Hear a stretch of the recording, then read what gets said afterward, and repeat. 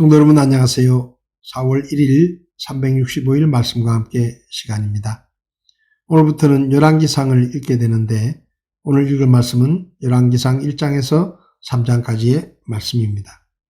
먼저 열왕기상에 대해서 잠시 살펴보면 열왕기상의 저자는 예레미야가 저작했다는 주장이 있지만 정확하게 알 수는 없습니다. 열왕기서는 주전 561년에서 537년경에 쓰여졌을 것으로 추정되고 열왕기서의 기록 목적은 국가와 왕과 백성의 배후의 역사의 주관자이신 하나님이 계심을 보여주기 위해서 기록되었고 하나님에 대한 순종 여부가 국가의 흥망성쇠와 관계됨을 보여주기 위해서 기록되었습니다. 열왕기상 1장부터 11장까지는 다윗의 아들 솔로몬의 통치에 대해 자세히 설명합니다. 솔로몬 이야기의 시작은 다윗에 관한 이야기의 마무리이기도 합니다. 그 가운데 열왕기상 1장은 솔로몬의 새로운 통치가 어떻게 시작되었는지를 보여줍니다. 통일 이스라엘 왕국 건설에 위협을 달성한 다윗도 늙고 쇠약해져 죽음을 눈앞에 두게 됩니다. 그 와중에 다윗의 아들 아도니아가 스스로 높여서 이스라엘의 왕을 자처합니다. 여기서 자신을 높이며라는 표현은 아도니아가 후계자를 지명할 수 있는 하나님의 권리를 침해했다는 것을 넌지시 알려주는 것입니다. 이에 나단과 밧세바가 그 부당성을 다윗에게 고하고 다윗이 즉시 자신의 후계자로 솔로몬을 세우므로 아도니아의 음모는 완전히 무마되고 솔로몬 통치의 막이 열립니다. 2장에서는 다윗의 유언이 기록됩니다. 다윗은 임종을 앞두고 솔로몬에게 하나님의 계명을 철저히 지키며 국가의 안위를 위태롭게 할 자들을 처단하라는 유언을 남깁니다. 다윗은 이스라엘의 왕이 된 지 40년 만에 죽음을 맞습니다. 아도니아는 다윗의 마지막에 수종을 들었던 수넴 여자 아비삭을 자신에게 줄 것을 무례하게 요청합니다. 그러나 밧세바를 통해 아도니아의 요구를 전해들은 솔로몬은 아도니아를 죽입니다. 솔로몬은 제사장 아비아달을 파면하고 이어 요압과 예루살렘을 떠나 다른 곳으로 가지 말라는 솔로몬의 지시를 어긴 시므이의 최후가 기록되어 있습니다. 3장에서는 솔로몬이 이집트와 결혼 동맹을 맺는 모습이 나옵니다.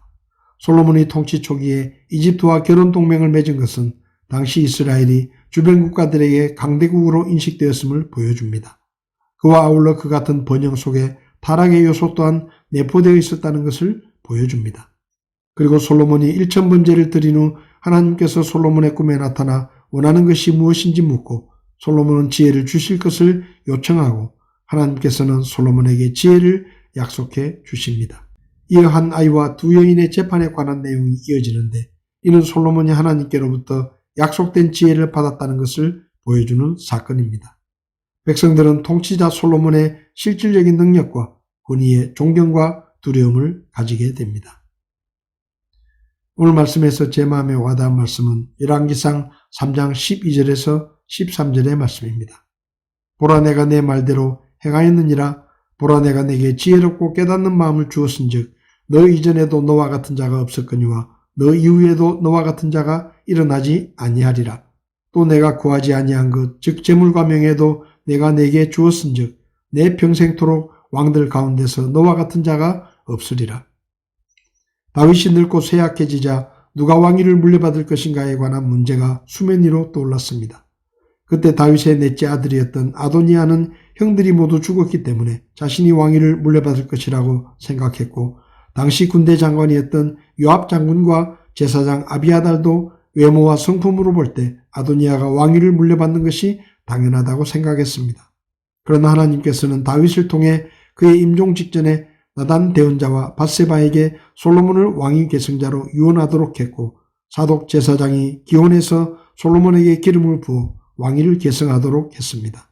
그렇게 왕위에 오른 솔로몬은 하나님께 번제 의물 1000개를 드렸는데 그때 하나님께서 꿈에 솔로몬에게 나타나셔서 무엇이든지 원하는 것이 있으면 내게 구하라 내가 들어주겠다라고 물으셨는데 솔로몬은 하나님께서 제가 왕이 되게 해주셨지만 저는 아직 어려서 어떻게 백성들을 다스릴지 알지 못합니다.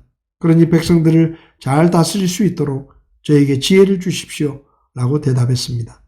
하나님께서는 솔로몬에게 약속하신 대로 솔로몬에게 역사상 전무후무한 지혜를 주셨고 그가 구하지 않은 재물과 명예도 주셨습니다. 성도 여러분, 우리가 인생을 잘 살기 위해서는 지혜가 있어야 합니다. 사람들은 세상에 지혜가 있으면 잘 살 수 있다고 생각하지만 우리에게는 하나님의 지혜가 필요합니다. 왕이 되었던 솔로몬은 이것을 잘 알았기에 하나님께 지혜를 달라고 구했습니다. 하나님께서는 지혜가 부족하면 하나님께 구하라고 하시면서 구하는 자에게 지혜를 주시겠다고 약속하셨습니다. 성도 여러분, 지혜가 부족하면 하나님께 지혜를 구하시기 바랍니다.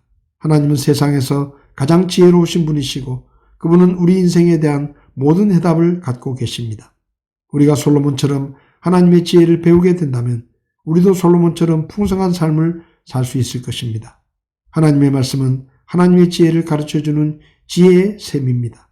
오늘도 하나님의 말씀을 가까이 하여 하나님의 지혜를 배울 수 있기를 바랍니다.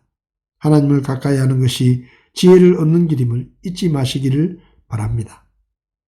4월 1일 365일 말씀과 함께 오늘도 함께 해주셔서 감사합니다.